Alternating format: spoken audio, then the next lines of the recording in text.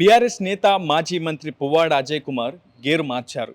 వాడవాడలా పువ్వాడ అంటూ ఖమ్మం జిల్లా కేంద్రంగా రాజకీయాల్లో తన పొలిటికల్ హార్స్ పవర్ను అంతకంతకు పెంచుతూ పోయిన ఆయన గడిచిన అసెంబ్లీ ఎన్నికల్లో ఓటమి తర్వాత పూర్తిగా కేవలం పరామర్శలు పలకరింపులకే పరిమితం అవుతున్నారు. తన దూకుడు స్వభావాన్ని పూర్తిగా తగ్గించుకున్న పువ్వాడ పొలిటికల్ పంచ్ డైలాగులు ఏమాత్రం పేల్చకుండా జాగ్రత్త పడుతున్నారు. ఒకవైపు ప్రతిపక్ష నేతగా ఆచితూచి వ్యవహరిస్తూనే అధికార పార్టీ విసిరే వలకు ఎక్కడా చిక్కకుండా జాగ్రత్తగా వ్యవహరిస్తున్నాడు. కమ్యూనిస్టు పార్టీ నేత, రాజకీయ అనుభవజ్ఞుడిగా పేరుగాంచిన పువ్వాడ నాగేశ్వరరావు రాజకీయ వారసుడిగా రంగప్రవేశం చేసిన పువ్వాడ అజయ్ కుమార్ 2012లో వైఎస్ఆర్సీపీ సెంట్రల్ ఎగ్జిక్యూటివ్ కౌన్సిల్ మెంబర్గా, ఆ తర్వాత ఖమ్మం జిల్లా వైసీపీ జిల్లా అధ్యక్షుడిగా తన రాజకీయ ప్రస్థానాన్ని కొనసాగించారు. 2014 తెలంగాణ ఉద్యమం సమయం కాలానుగుణ పరిస్థితుల కారణంగా అటు కాంగ్రెస్ పార్టీలో చేరిన పువ్వాడ అజయ్ 2014 అసెంబ్లీ ఎన్నికల సమయంలో ఖమ్మం నుంచి కాంగ్రెస్ తరఫున పోటీ చేసి విజయ దుందుబి మోగించారు. ఆ తర్వాత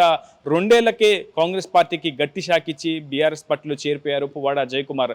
పార్టీలో చేరిన అనతి కాలంలోనే బీఆర్ఎస్ అధినాయకత్వంగా ఉన్నటువంటి కేసీఆర్లకు అత్యంత ఆప్తుడిగా, దగ్గరవాడిగా పరిగణింపబడ్డాడు పువ్వాడ అజయ్. అదే సమయంలో 2018 అసెంబ్లీ ఎన్నికల్లో బీఆర్ఎస్ తరఫున ఖమ్మం నుంచి పోటీ చేసి మరోమారు తన సిట్టింగ్ స్థానాన్ని మళ్ళీ పదిలంగా ఉంచుకున్నాడు పువ్వాడ అజయ్ కుమార్.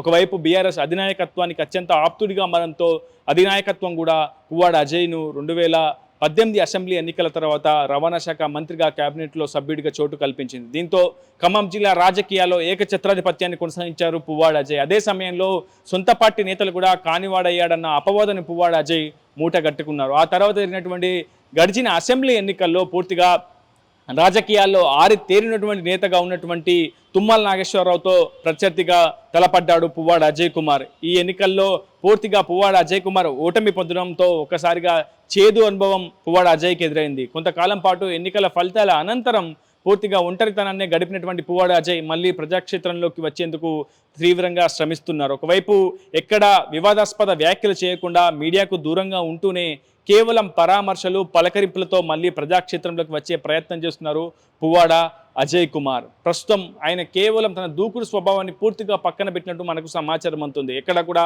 వివాదాస్పద వ్యాఖ్యలు చేయకుండా జాగ్రత్త పడుతున్నట్లయితే మనకు చాలా స్పష్టంగా అవగతమవుతుంది. అయితే పువ్వాడ అజయ్ కుమార్ ఖమ్మం నియోజకవర్గాన్ని వదిలిపెట్టి పారిపోయారని, షేర్లింగంపల్లి లేదా కుక్కటిపల్లి నియోజకవర్గం నుంచి రాబోయే ఎన్నికల్లో పోటీ చేస్తారని ప్రచారం అయితే జరుగుతుంది. ఈ నేపథ్యంలో పువ్వాడ అజయ్ కుమార్ను ఆర్టీవీ సంప్రదించగా ఆయన చాలా స్పష్టంగా ఆర్టీవీతో కూడా చెప్పడం జరిగింది.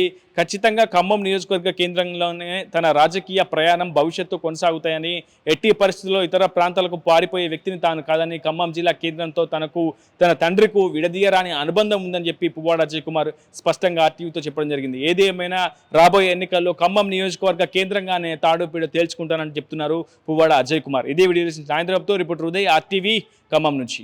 మరిన్ని వీడియోస్ కోసం ఛానల్ ని సబ్స్క్రైబ్ చేయండి. లేటెస్ట్ అప్డేట్స్ కోసం వాట్సాప్ ఛానల్ ని ఫాలో అవ్వండి. అండ్ లింక్ డిస్క్రిప్షన్ లో ఉంది.